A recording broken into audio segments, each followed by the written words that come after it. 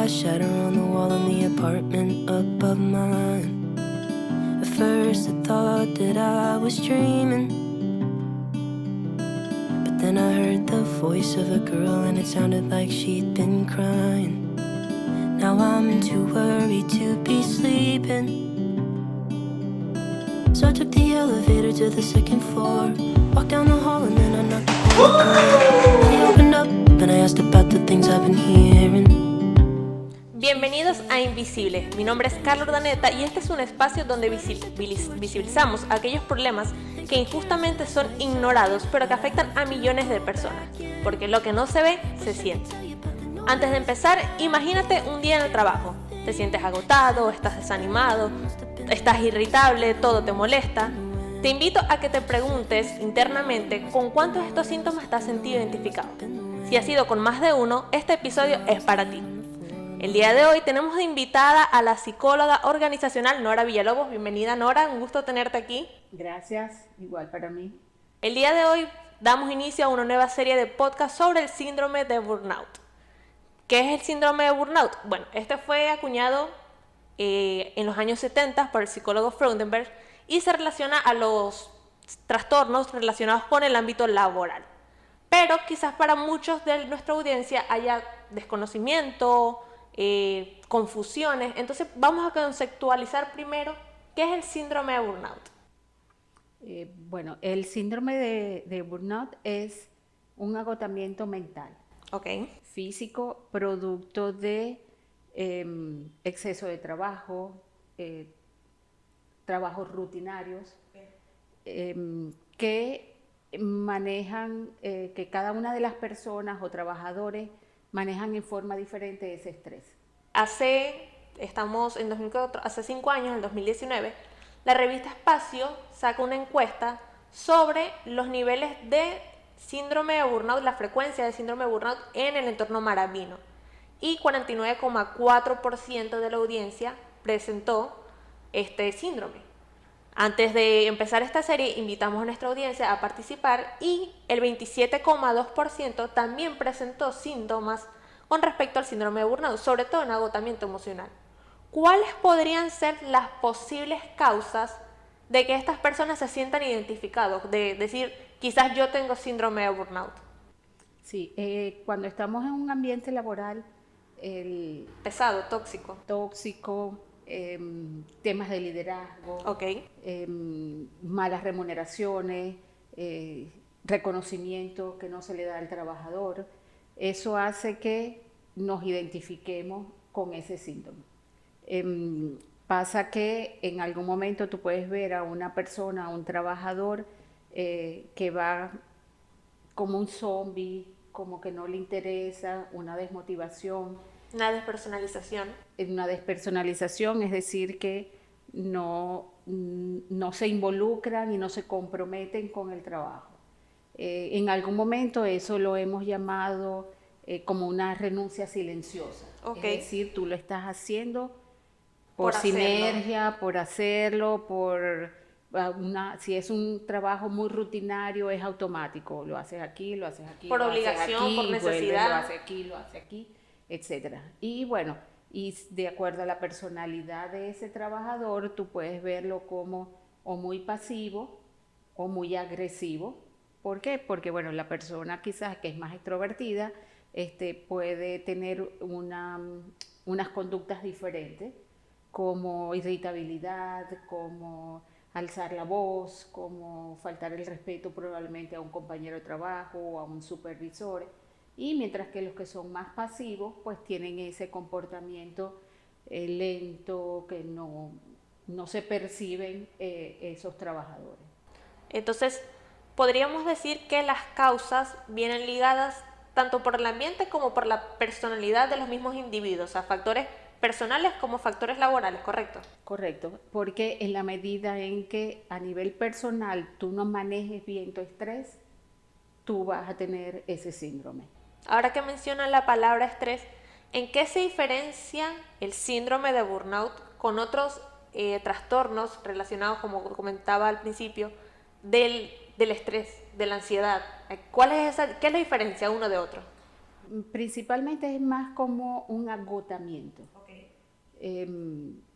Si puedes tener muchos niveles de estrés, lo puedes manejar bien, pero ya se refiere a un agotamiento físico, mental, que no permite al trabajador avanzar. Quizás con unos niveles acertados de estrés, eso te invita a ser más competitivo, a lograr tu meta, mientras que este síndrome lo que tiende a es disminuir todas las capacidades que los trabajadores tienen. Claro, leía que este se divide en 3 dimensiones, lo que vendría siendo el agotamiento emocional, la despersonalización, que ya la comentamos, y la baja realización personal. Esta baja realización personal, estos síntomas pueden dar inicio a un nuevo trastorno como podría ser la depresión. Pudiera ser si no se trata adecuadamente. Eso va por unas etapas. Siempre hay como un comportamiento que impide al trabajador tomar esa emocionalidad o esas ganas de seguir adelante, y en la medida en que se va haciendo crónico puede llegar a una depresión. ¿Cuál es, digamos, ese punto en específico que uno podría decir, ok, no es estrés, no es ansiedad, no es depresión, es realmente síndrome de burnout? ¿Cómo podemos identificarlo si lo estoy viviendo yo o si lo está viviendo un ser cercano? Que decir, no, esta persona tiene síndrome de burnout. ¿Cómo podemos darnos cuenta de esos indicios, o sea, esas señales de alerta? ¿Cuáles serían las más comunes? Claro, primero es desmotivación. Cuando tú empiezas a bajar tus niveles de eficiencia, allí puedes comenzar a ver ese indicador. Igualmente, cuando sientes que te afecta a nivel familiar, como la relación de familia, con hijos, con la pareja, también cuando tienes procesos de insomnio, esos son unos tips que tú tienes que identificar para que después veas que es así como se detecta un síndrome de burnout. Quizás lo que lo diferencia también es que el detonante es el ambiente laboral, pero podemos extrapolarlo a nuestra vida personal. Yo creo que está más asociado al ambiente laboral. Ok.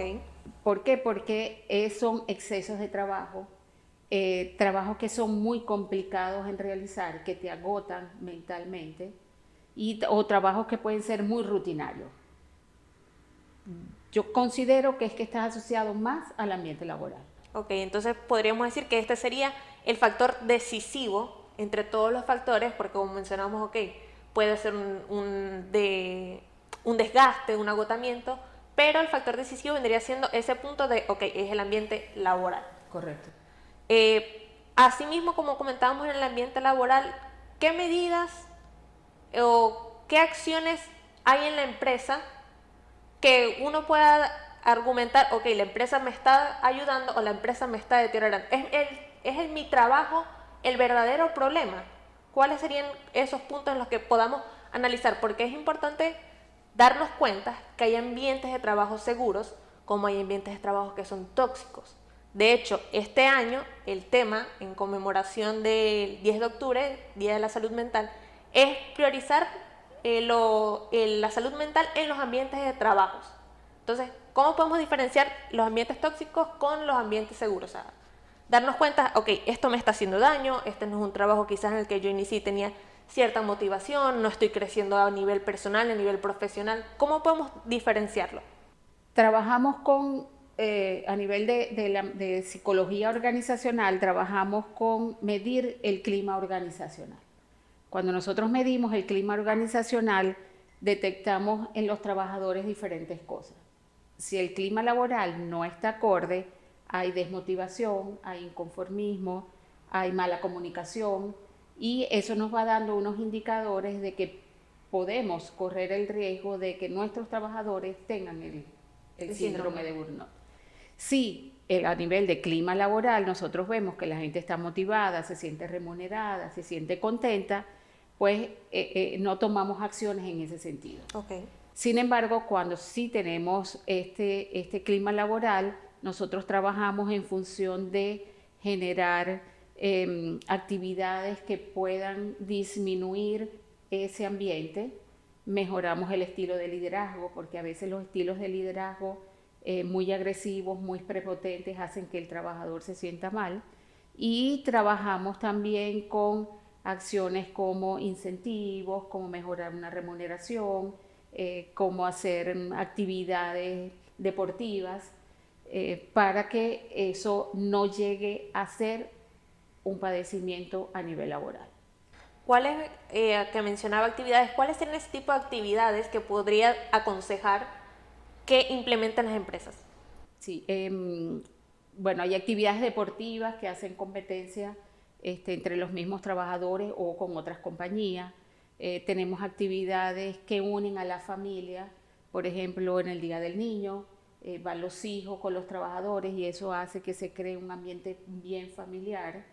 Hay trabajadores hay empresas que hacen fiestas de fin de año, fiestas del Día del Trabajador. Todo ese tipo de actividades pueden funcionar. Y también tener algo como no solamente parte de diversión, sino como la parte emocional y de motivación. Hay empresas que contratan a personas para hacer yoga, bailoterapia, que hacen que drenen mucha esa energía y eso hace que, por supuesto, se relajen y sientan que pueden seguir avanzando. Muchas actividades de interacción con los compañeros y de inclusión, porque el síndrome de burnout, o sea, siento que no solamente, si bien se da en el ámbito laboral, no solo se queda ahí, muchas veces llevamos nuestros trabajos a nuestras casas y crea esa fricción, esos choques. Entonces también siento que es lindo el hecho de, ok, voy a llevar a mi trabajo a mi familia, pero de una manera positiva, una manera donde se sientan quizás tomados en cuenta, que tengan sensación de apoyo, de logros personales, o sea, una mezcla de estos factores que sea decisivo en el bienestar. Correcto, esa es la estrategia. Para finalizar, quiero acotar un punto que no quiero dejar pasar por alto. Cuando hablábamos del síndrome, hablábamos de manifestaciones físicas. ¿Cuáles serían a nivel físico? Porque, ok, hablamos de emocional, el agotamiento, la irritabilidad, el desánimo, quizás a nivel cognitivo, el no cumplir las mismas funciones que antes cumplía. Pero físicamente, ¿cómo afecta esto nuestro organismo? ¿Cómo esa carga, esas tensiones, esa frustración, todo lo que llevamos acumulado que es producto de este mismo síndrome, que es un conjunto de manifestaciones, cómo se ven a nivel físico? ¿Cuáles serían los síntomas físicos más comunes? Sí, los más comunes son migrañas, dolores de espalda, úlceras, gastritis, problemas gastrointestinales y posiblemente erupciones en piel, que también se puede dar con esa sintomatología. Entonces es importante tener en cuenta, no dejar pasar por alto. Muchas veces pensamos que quizás un dolor de cabeza es algo mínimo, pero es una señal de que algo está pasando. Y puede ser producto de esto mismo, que a veces no se le da tanta importancia a la salud mental, de que así como se enferma el cerebro, así como se enferma el corazón, se enferman los riñones, el cerebro es parte fundamental de nuestra vida, de como nosotros como seres humanos, y tiene un poder de peso importante, fuerte, que nos produce también estas manifestaciones que nos dicen, hey, ten cuidado, algo está pasando, y que hay que darle más relevancia e importancia. Correcto, es así. Bueno, señora Nora, de verdad, muchísimas gracias, un honor haberla tenido aquí el día de hoy, y no tengo más nada que agradecerle. Gracias a ti también, Carla, y bueno, estamos aquí para apoyarlos. Antes de finalizar, invitamos a nuestra audiencia a comentarnos sus inquietudes, dudas, preguntas, incluso experiencias, mediante nuestra cuenta de Instagram @urdanetaKpiso. Nos vemos en un próximo episodio donde abordaremos en mayor profundidad esas herramientas para superar, para prevenir y para darnos cuenta de que así como tú te pudiste haber sentido identificado el día de hoy, hay muchas otras personas, pero que todo tiene una solución. Nos vemos en un próximo episodio. No olviden suscribirse en todos nuestros canales de difusión, Patreon, Spotify y YouTube. Muchísimas gracias. For the night I left, just me and my shadow and all of my